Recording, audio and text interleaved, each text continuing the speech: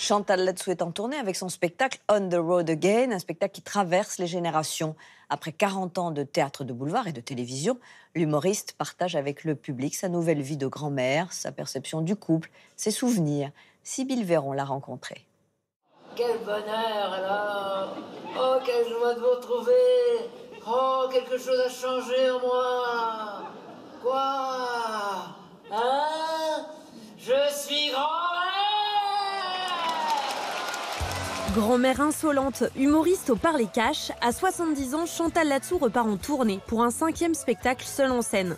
Son énergie est intacte, son public au rendez-vous, prêt à affronter son irremplaçable gouaille. Oui! À la sortie de l'église, j'ai tout lâché. J'ai une gouaille, oui. Elle est même pas en option. Je l'ai en moi. On me compare quelquefois à Miss Tinguette. Quand elle dit, on dit que j'ai la voix qui traîne en chantant bien en gaine. Elle a vraiment la voix qui traîne. C'est vrai.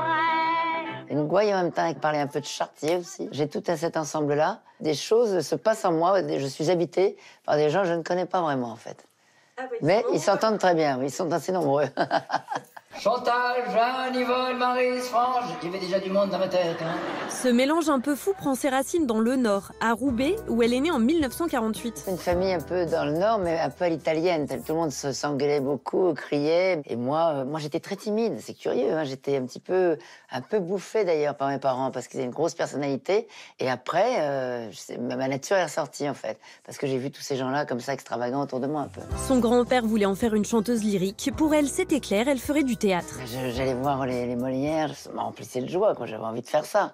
La première scène que j'ai jouée, c'est la scène de l'Avare, Harpagon. Parce que j'avais vu un acteur qui jouait Harpagon, et je voulais faire Harpagon. Hélas, mon pauvre argent, mon cher ami, on m'a privé de toi, et puisque tu m'es enlevé, j'ai perdu mon support. Mon or, mon argent, etc. C'est un truc d'homme, en fait. En 1974, alors qu'elle étudie le théâtre au cours Simon, la directrice de l'école la pousse à passer des castings. Rosine Marga avait dit « Allez-y, on cherche 2 putes aux variétés ». Donc elle a pris 2 élèves, dont moi, et passez par la rue Saint-Denis, habillez-vous en pute. Donc on est arrivés, il y avait des petites jeunes filles de cours qui étaient très bien sages, comme ça, qui attendaient l'audition. Puis nous, on est arrivés vraiment avec la clope au bec, une jupe de cuir, maquillée. Moi, j'étais brune, avec une perruque brune. Puis les metteurs en scène ont vu comme c'était des petits rôles.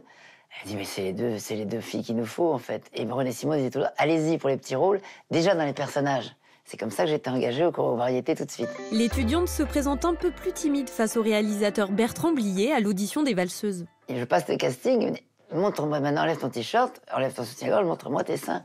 Et j'ai pas voulu. J'arrivais, mon père m'a dit, qu'est-ce que tu vas devenir? Déjà, tu veux pas que tu fasses du théâtre à Paris, qu'est-ce que tu vas devenir? Pute! Bon. Alors voilà. Et donc, j'ai pas fait ça, mais j'ai été faire des photos avec une amie. Et j'étais lui porter le lendemain. Elle m'a dit, bah, c'est pas ça, je veux voir tes seins vivre à la caméra. Et j'ai ramené mes photos. J'ai pas eu le rôle, j'aurais peut-être pas eu. C'est mieux qu'il a eu. Bon, mais je raconte ça comme ça. Et quand j'ai tourné avec Depardieu, je lui raconte l'anecdote. Il me dit, bah, t'as qu'à me les montrer maintenant.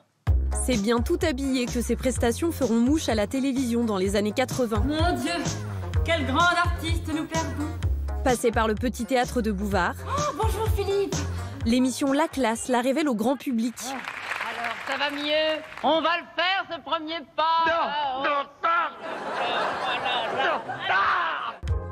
Du Guet de Boudin dans la série Maggie à Madame Pinglet dans l'hôtel du libre-échange de Feydeau, Chantal Latsou assume sa panoplie de rôles comiques. Bon, Victoire, je ne dînerai pas ici ce soir. Elle dit pas, comme ça tombe bien. J'ai joué beaucoup de bêtises. Hein.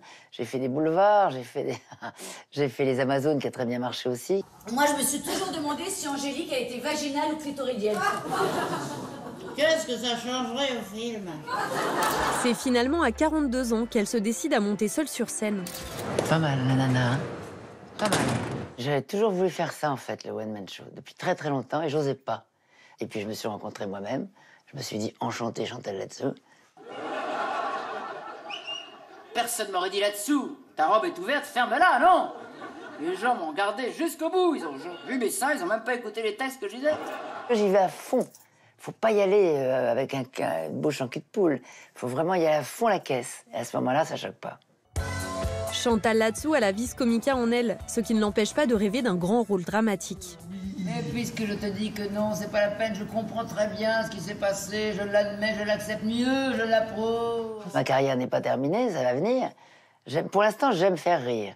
c'est mon truc, c'est vraiment, c'est mon sport favori en fait. Mais je ne dis pas qu'un beau rôle, vraiment un très joli rôle de femme tendre et drôle à la fois, voilà, touchante, ça peut être bien aussi.